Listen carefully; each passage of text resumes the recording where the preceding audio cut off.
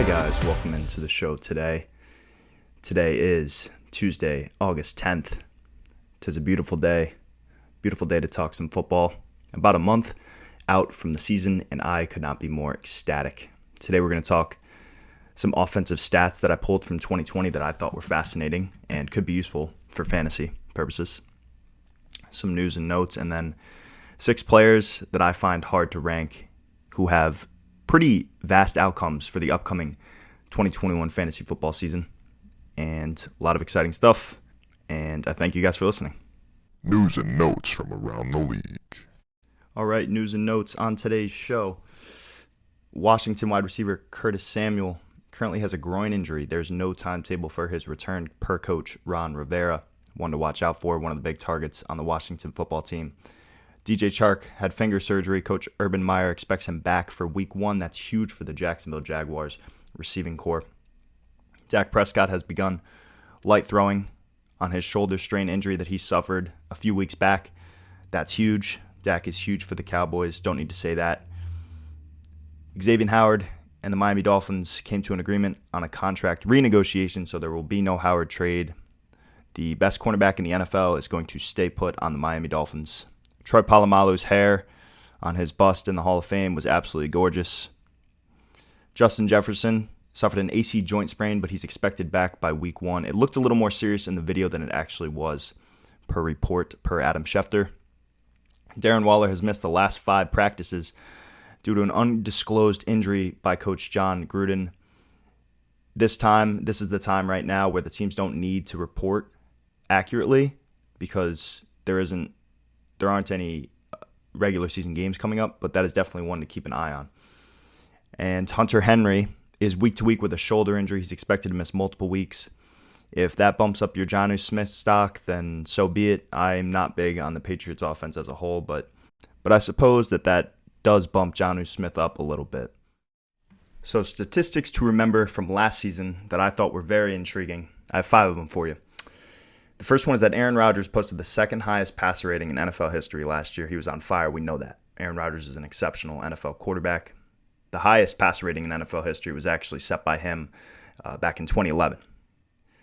So Aaron Rodgers' season screams regression. I don't expect him to have the same statistical season that he had last year, but nonetheless, I expect Aaron Rodgers to be on fire. Number 2, Derrick Henry had 3 200-yard, 2-touchdown games last year. That's only ever been done 3 other times.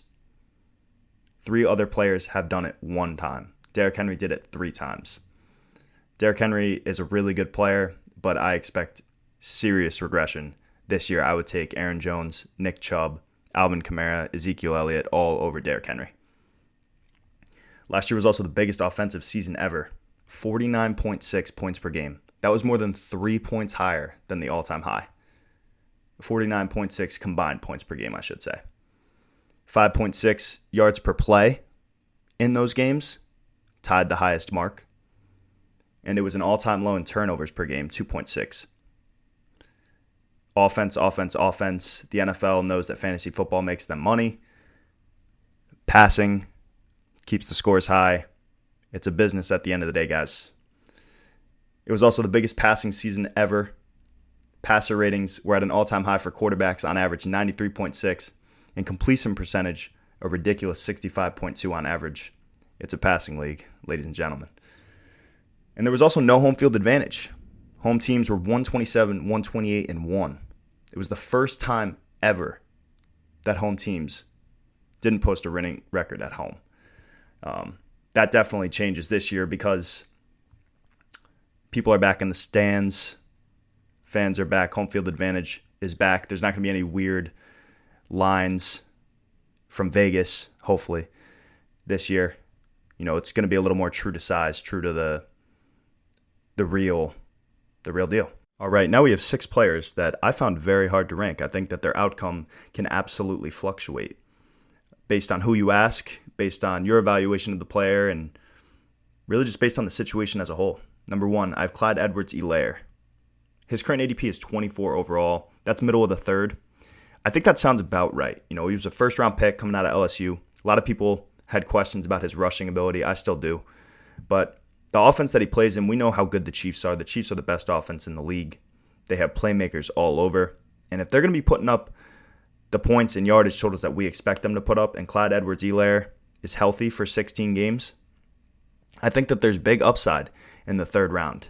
I'm not taking him over guys like, Joe Mixon, Austin Eckler, Aaron Jones, but if he gets around the Swift-Dobbins area, I like Dobbins a little more, but I think Edwards-Helaire over Swift is absolutely the way to go. I just trust the offense, and I know that, like I said, last year he didn't perform up to his draft capital. He was being taken in the first round, which was a little ridiculous to me, but I think that Edwards-Helaire in the third round is right. That sounds right. Number 2, J.K. Dobbins. Current ADP is 31. That is my favorite ADP for any player in the players' universe. I think that J.K. Dobbins is going to have an absolute ridiculous season, top 5 finish. That is my one bold call that I'm sticking to. I think that his talent is unmatched. He averaged 6 yards per carry, which was the most this millennium, minimum 100 carries. But Mark Ingram is no longer in the picture. The Gus bus is still there. J.K. Dobbins is known to be the best running back in the backfield for the Ravens. They are the best rushing team in NFL history statistically, and there's just too much there for J.K. to succeed for him to be that low in ADP. If it was up to me, he would go in the second round, but if you can snipe him in the third or even early fourth where he's going, that is a steal that you will not regret. Number 3, Darrel Henderson, 65 overall ADP. That seems really low. I feel that the Rams will probably add someone like Le'Veon Bell, Adrian Peterson, Frank Gore, one of those veterans, because I just can't see Darrel Henderson toting the rock for 17 games for the Rams as the lone wolf. If he does, that ADP is a steal. But I think that the Rams add someone. I like Henderson as a draft pick. He could be a league winner. We know how good the Rams offense is going to be. That's not a question. It's just a question of who's he splitting touches with. He might be worth a third or a fourth round pick. And if there's no one else in the backfield, that's the gamble that you take. He's definitely worth at least a third or a fourth round pick. He could be a league winner if he gets the workload. Number 4, Jamar Chase. Some say the most talented wide receiver prospect that we've seen in the last 5 years. I wouldn't disagree. As a 19-year-old, he tore up college football a few years back with Joe Burrow at LSU.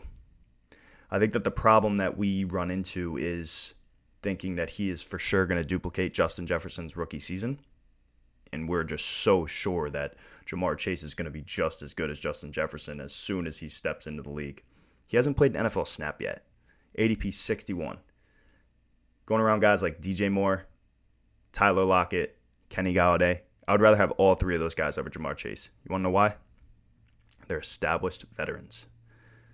When we do this thing that we're really sure that something's going to be a certain way or turn out a certain way, we often make mistakes. Remember Amir Abdullah, the third-round running back, after he had that really nice run against the Jets in the preseason? Remember Clyde Edwards-Helaire as a first-round pick last year?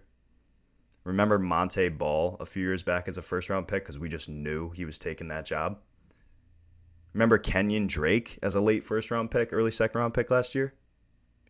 We don't know. If Jamar Chase has a season like Tyler Lockett had last year, we would be thanking the heavens. He would be worth the ADP. The problem is you're buying him at his ceiling. You're buying him as the same price as Tyler Lockett, and you don't even know if he's going to be as successful as Tyler Lockett was last year. We have no idea. Jamar Chase is not Justin Jefferson, and vice versa. I think that in a couple years, Jamar Chase will be a locked and loaded top 5 receiver, player at the position. Book it. He's that good. But in his rookie season where he hasn't played football yet, in a crowded receiving room, on a team that isn't good, not that that always matters for fantasy, but I just think that Jamar Chase's ADP price of 61 is a little rich for me. Number 5, Chase Claypool, another guy whose talent and athletic nature is absolutely ridiculous. Current ADP 70, first pick of the 8th round. Had a crazy catch in the Hall of Fame game. Another guy that can be a league winner. Had that huge 4-touchdown game that everyone always seems to remember last season. I really like Chase Claypool. I have some questions about Big Ben, that offensive line, but he can also be a league winner at that price. He's really good, but Juju and Deontay are both really good as well. Claypool definitely flashed last year. No question there. I wonder if the target share is going to be there, but something that tells me that if the Steelers know that he is as talented as he is and as he seems, because he does look the part, they will feed him, as they should. And then number 6, Kenny Golladay, 64 overall ADP, early 7th round. Pulled a hamstring a few weeks back, and that sounds like Kenny Golladay. That's pretty much it. When he is healthy, he is one of the best players on planet Earth at the position, but the problem is he's just never healthy. Middle of the 7th round.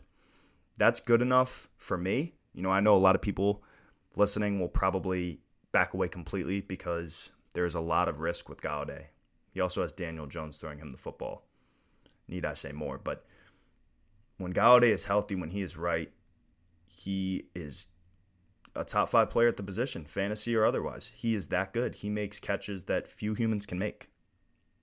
I just question the offense and the injury risk that comes with him, especially a hamstring, soft tissue, especially with guys who have a lot of soft tissue injuries and issues in the past. Hamstrings scare me more than anything else if this lingers to week 1, week 2, week 3, and that Giants offense cannot get going because, Barkley's out or Jones just sucks, which he does, what have you. I think that there's a lot of risk there, but there could also be potentially a lot of reward. And that's all she wrote, folks. All right, that is going to do it for the podcast today. Quick little show with some statistics and some players that intrigue me big time. I want to thank you guys so much for listening, and I will keep pumping out the content. You guys are awesome. Take care.